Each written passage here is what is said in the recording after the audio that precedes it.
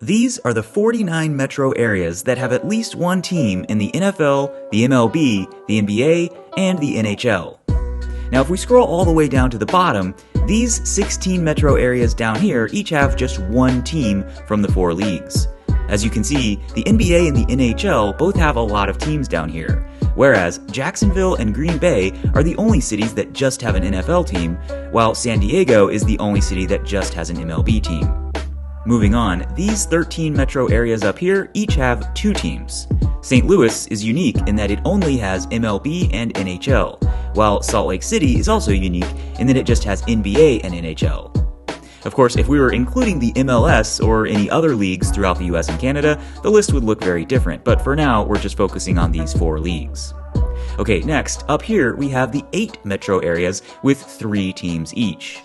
As you can see, Toronto is the only representative from Canada in this tier, and it's also the only metro area with the MLB, the NBA, and the NHL, but no NFL.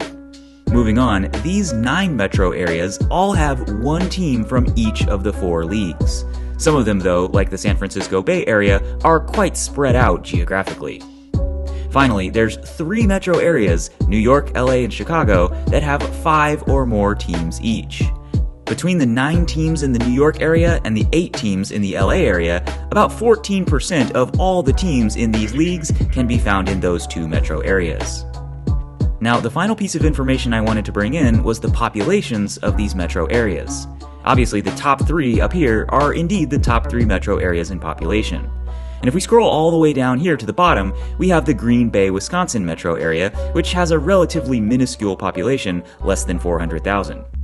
As you can see, certain metro areas stand out as having a lot of people relative to the number of teams they have. For example, the Orlando and Montreal areas have a lot of people considering that they just have one team each. Meanwhile, New Orleans and Buffalo are both significantly smaller while having 2 teams each. Anyways, which other metro areas stand out to you, and which ones do you think deserve another team? Let me know in the comments.